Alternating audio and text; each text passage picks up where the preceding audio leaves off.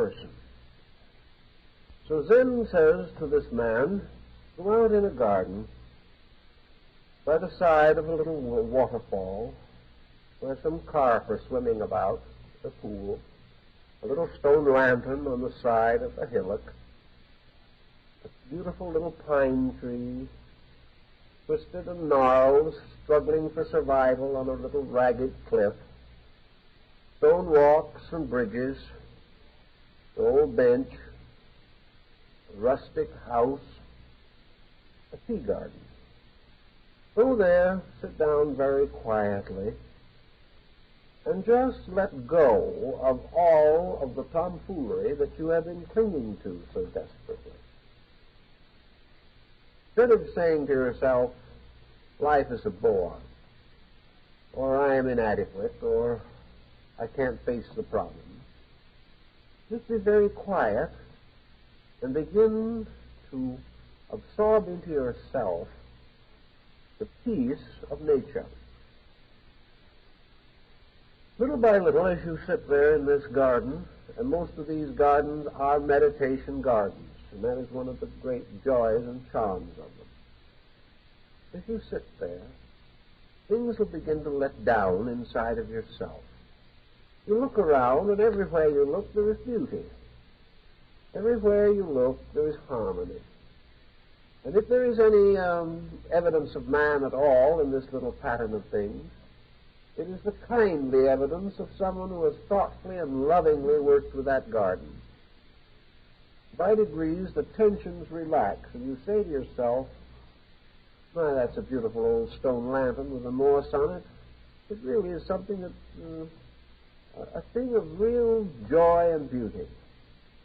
Now, this is just an observation, but while you're making that observation, you're not sorry for yourself.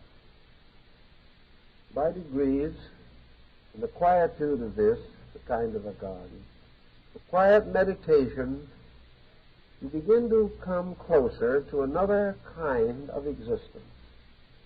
The existence which, according to Zen, is the only one that is worth cultivating. This existence has nothing to do, really, with work or play or family or friends or anything. It is just a restatement of the fact that the individual is alive. And being alive has a life to use. As he sits there quietly, he sees the golden carp in the pool flash into the air with a wonderful flash of golden copper light. This is life. The opening flower is life. Everywhere there is this quiet motion of things to grow, to flower, and to be fruitful. And these are the directives. These are the great purposes of life. And by this little garden pool, the individual can simply let go temporarily of a man-made existence and try to experience something of the total internal of himself. If he goes to a garden like this, maybe once or twice a week for 6 months, he will almost certainly, in the end, discover within himself a garden, a zone of tranquility within his own nature. He will begin to experience, for example, the need for that garden. He will experience the need to continually replenish the garden image within himself. He will find that he is also thirsty for peace as well as for power.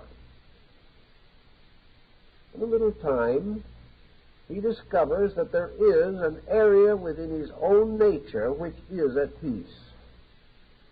And that if he can give this area an opportunity to express itself, he can achieve a peacefulness of his own life that can be of the greatest value and importance to him. So out of his little Zen meditation, there comes only one, perhaps important, realization. And that is that there is not only turmoil in him, but there is also peace within himself.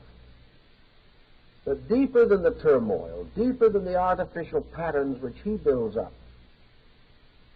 there is in every human being the great love of peace, the love of beauty, the love of tranquility. And the garden becomes the symbol of this. It is something to draw this out of man, whereas the busy road where the cars flash by, this releases from man to the level of his confusion, the garden the level of his peace. Under the pressure of the daily business of living, he is constantly manifesting into expression energy to be used merely for survival, to drive that long, hard road on the freeway, to meet the competition of the day, is always pouring out reserve and holding a defensive attitude of self-protection. In the garden, he doesn't have to.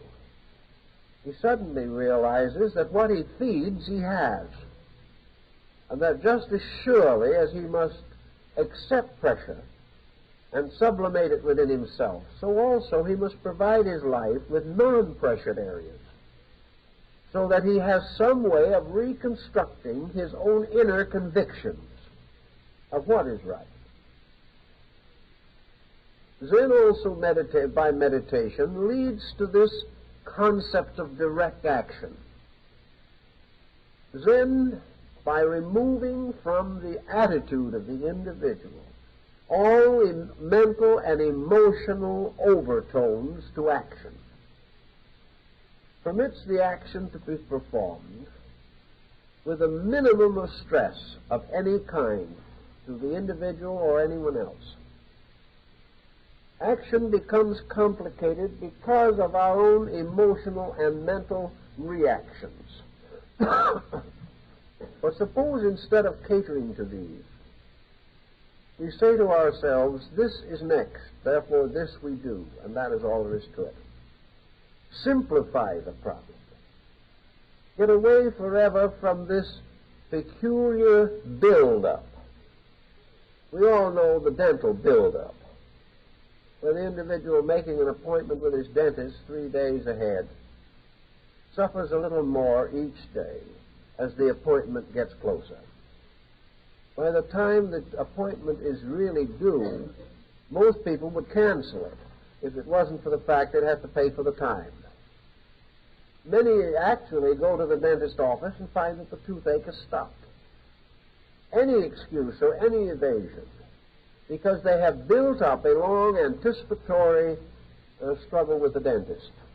This was more strenuous, of course, in the old days, when dentistry was a little more rugged than it is today. But still we do the same thing. If anything is going to happen a few days ahead, we begin to dramatize it, build it up, worry about it, think about it, so that we have used a tremendous amount of energy anticipating an event. For this reason, most people find that if there is something difficult to be done, it is best to make the appointment for the most immediate time possible. Do it immediately, before you have a chance to dramatize the situation in yourself. Do the same thing in your daily work and living.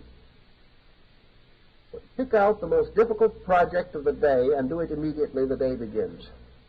Select the time yourself, if it's possible, in which to assail the major difficulty of the moment. If there is a chore, for example, that you would like to put off more than anything else, some little peculiar situation that you have gradually built a complex against, do it first thing in the morning, before you have really a chance to get any more energy behind that complex. If there are things that you feel a special resentment toward, solve them as quickly as you can. Never wait. And then move into the day with this Zen-like attitude that there is only the simple matter of achievement.